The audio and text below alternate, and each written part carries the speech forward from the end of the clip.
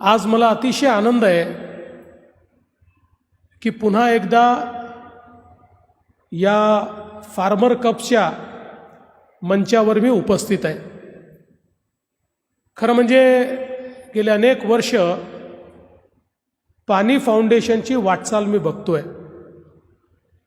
आणि आमिर खान यांचं व्यक्तिमत्व असं आहे की त्यांना परफेक्शनिस्ट म्हणतात।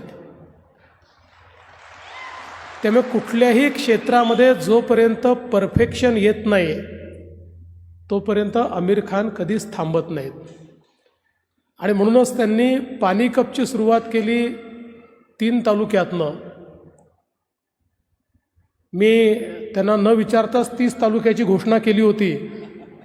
त्यावेळेस ते अस्वस्थ होते। मी त्यांना म्हटलं तुम्ही 100 तालुके करू शकता पण मी 30च तालुक्याची घोषणा करतोय। हळूहळू 30 वरनं ते 75 वर गेले आणि माझा आणि त्यांचा एकाच गोष्टीचा वाद होता।